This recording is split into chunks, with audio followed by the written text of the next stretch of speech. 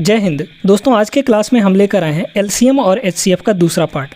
बेहतरीन सवाल करेंगे, तो चलिए सवालों से शुरू करते हैं। बेस्ट कॉन्सेप्ट आपको यहाँ पर बताया जाएगा, तो सेशन को बीच में छोड़कर मत जाइएगा, अंतिम तक जरूर देखिएगा। आपको बहुत ज़्यादा फ़ायदा होने वाला है। बहुत सारी छोटी छोटी चीज़ें सीखने को मिलेंगी जो आपके एग्ज़ाम में टाइम बचाएंगे।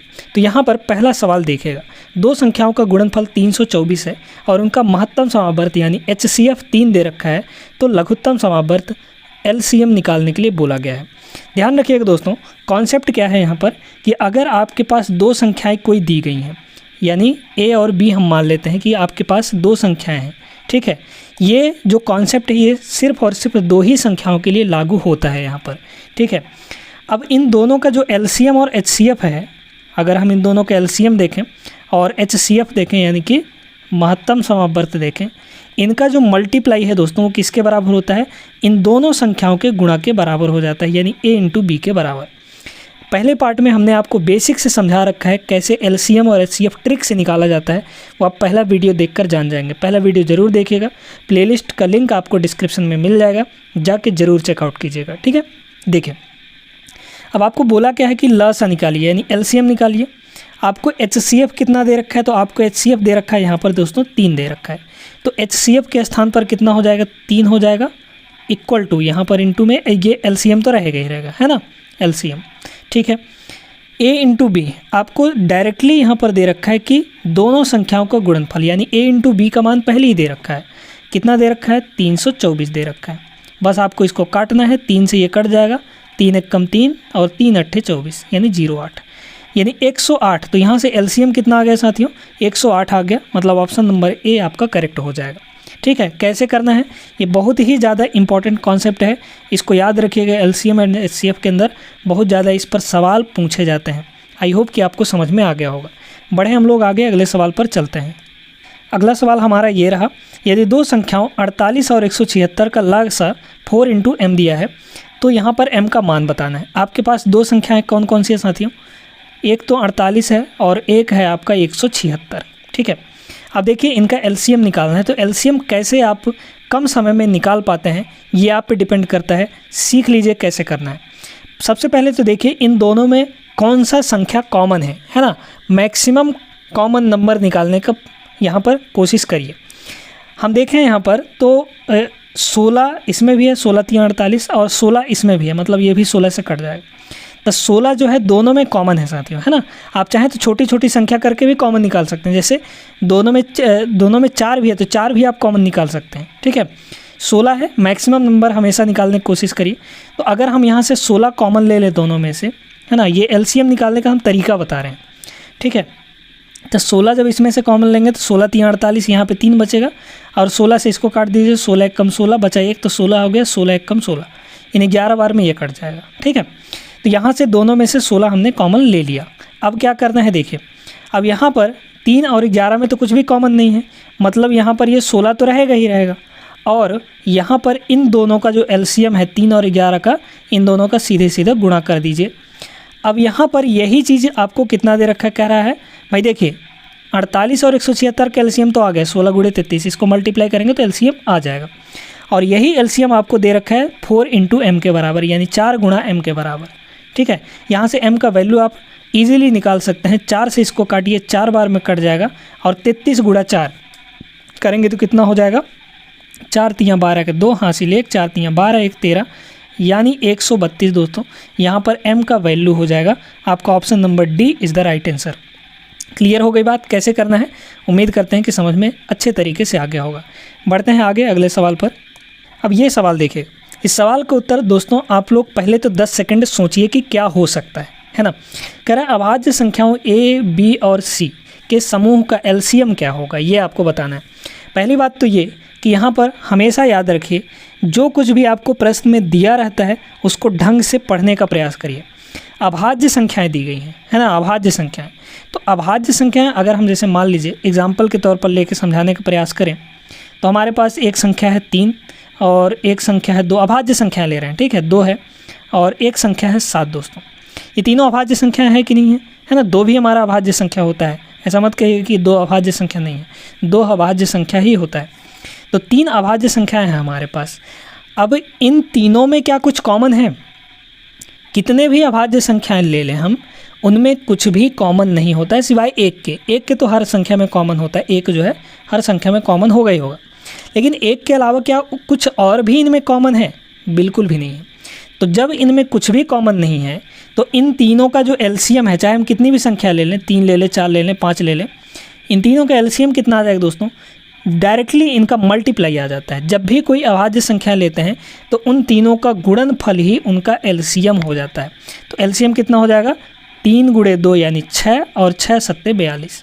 मतलब यहाँ पर इन तीनों का एलसीएम कितना आ जाएगा? 42 आ जाएगा। इसी तरीके से हमारे पास ए बी सी 3 यहाँ पर अभाज्य संख्या है, तो अभाज्य संख्याओं का एलसीएम कितना होगा? उनका गुणनफल ही होगा, यानी ए बी सी का मल्टीप्लाई करेंगे तो ऑप्शन नंबर ए यहाँ पर आपका आ जाएगा। समझ में आ गई बात? चलिए आगे चलते हैं, अगले सवाल पर देखते हैं। यहाँ पर चलिए देखिएगा यहाँ पर अगला सवाल। अब ऐसे सवाल दोस्तों आपको बहुत ज़्यादा आपके एग्ज़ाम में पूछे जाते हैं और इन सवाल में आप लोग फंसते भी हैं, है ना। तो ऐसे सवालों को किस तरीके से किया जाता है, क्या शॉर्ट अप्रोच अपनाया जाता है, ये सीख लीजिए। आपके ये सवाल 5 सेकंड के अंदर हो जाएंगे, गारंटी देते हैं 5 सेकंड के अंदर आप ऐसे सवालों को कर सकते हैं। देखिए, एक तो होता है बेसिक तरीका और एक होता है यहाँ पर हम लगा सकते हैं बाई ऑप्शन, यानी ऑप्शन से हम चेक कर सकते हैं कि कौन सा यहाँ पर होगा। बाई ऑप्शन अगर आप देखेंगे तो इन सवाल को ज़्यादा आसानी से आप कर पाएंगे। पहले तो हम बेसिक तरीका सीख लेते हैं। यहाँ पर क्या है, वह लघुत्तम संख्या कौन सी है जिसे 16, 24, 30 और 48 से विभाजित किए जाने पर प्रत्येक मामले में यानी हर एक बार जो यहाँ पर शेष 11 रह जाता है, शेषफल 11 रह जाता है। यानी एक ऐसी संख्या ढूंढनी है हमको जिसको इन चारों संख्याओं से डिवाइड करने पर शेषफल 11 है ना, ऐसी। तो यहाँ पर हमको चाहे कितनी भी संख्याएं दे दे दोस्तों, 3 दे दे, 4 दे दे, 5 दे दे, उन सभी का जब हम एलसीएम लेते हैं ना, वही एलसीएम उन सभी संख्याओं से कटती है पूरी तरीके से, ठीक है। वही वो संख्या होती है, यानी एलसीएम ही उन संख्याओं का होता है जो उस मतलब जितनी भी संख्याएं दी गई हैं उससे विभाजित होता है। तो अगर हम यहाँ पर बात करें तो हमारे पास संख्याएं कौन कौन सी हैं? 16 है आपका, फिर 24 है, फिर यहाँ पर 30 है और फिर आपका यहाँ पर 48 है। अब अगर हम इनके एलसीएम की बात करें तो इनका जो भी एलसीएम आएगा वो एलसीएम इन सभी संख्याओं से कट जाएगा, यानी पूर्णतः विभाजित आ जाएगा, शेषफल कुछ नहीं बचेगा।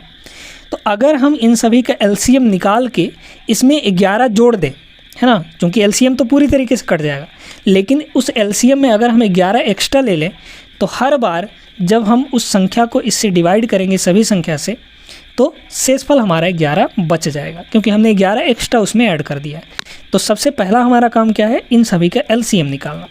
तो एलसीएम हम पहले निकालते हैं। तो चलिए यहाँ पर एलसीएम हम ऐसे इस तरीके से भी निकाल सकते हैं। देखिएगा क्या तरीका हो सकता है हमारा।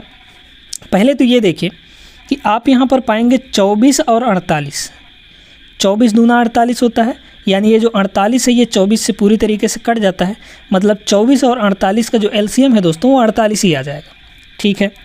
तो जब दो संख्याओं का 48 आ गया, यानी छोटी संख्या को हम काट सकते हैं, हटा सकते हैं, क्योंकि 24 और 48 का एलसीएम लेने पर 48 हमारा आ चुका है, अब इस 24 का कोई काम नहीं है, ठीक है।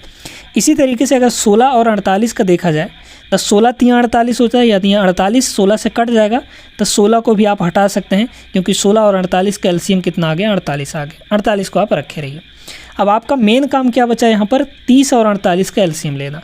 तो 30 और 48 में देखिए क्या कॉमन है, तो आप पाएंगे कि 6 दोनों में कॉमन है ना। 6 पंचे 30 ये हो गया और 6 अट्ठे 48 ये हो गया, ठीक है। अब देखिए 5 और 8 में कुछ भी कॉमन नहीं है ना, तो इन्हीं दोनों का गुणा कर दीजिए, एलसीएम आ जाएगा। तो 6 तो ये पहले से है, इंटू 5 और 8 का गुणा, यानी ये हो जाएगा 40, और आपका यहाँ पर 6 चौक 24 मतलब 240। तो 16, 24, 30 और 48 का एलसीएम जो है वो 240 आ गया। अब ये जो 240 है ये 16, 24, 30 और 48 से कट जाएगा। अब अगर हम इसमें 11 जोड़ दें दोस्तों, 11 जोड़ दें, बहुत बेहतरीन चीज़ आपको यहाँ पर सीखने को मिलेगा, जाइएगा कहीं नहीं। तो अगर हम 11 जोड़ेंगे तो ये 251 आ जाएगा, ठीक है ना। ये 251 को जब हम इन सभी संख्याओं से भाग करेंगे तो हर बार शेष हमारा 11 बचेगा। लेकिन आप देखेंगे कि ऑप्शन में तो ये 251 दिया ही नहीं है ना, तो ये कैसे हो गया, है ना। सुनिए, जो भी एलसीएम आया है दोस्तों जो भी एलसीएम यहाँ पर आया है हमारे पास क्या आया है 240 आया। इस एलसीएम की बात करें या एलसीएम का कोई गुणक बात करें, यानी एलसीएम के पहाड़े में कोई संख्या ऐसी हो, है ना, या तो एलसीएम ही उन संख्याओं से कट सकती है या एलसीएम का कोई गुणक यानी यहाँ पर मल्टीपल इन संख्याओं से कट सकती है। तो अगर हम 240 का मल्टीपल देखें तो 240 दूना कितना हो जाएगा 480 हो जाएगा। कितना हो जाएगा 480 हो जाएगा। 240 भी इन संख्याओं से कट सकता है, 480 भी इन संख्याओं से कट सकता है, तो हमने 480 ले लिया। अब इसमें अगर आप 11 जोड़ दें, 11 जोड़ दें क्योंकि एक्स्ट्रा हमको 11 लेना है ना, हर बार 11 आना चाहिए, तो कितना हो जाएगा 491 आ जाएगा दोस्तों। और यही आपका करेक्ट आंसर है, आपका option number B is the right answer. ठीक है, ये तो हो गया हमारा बेसिक तरीका।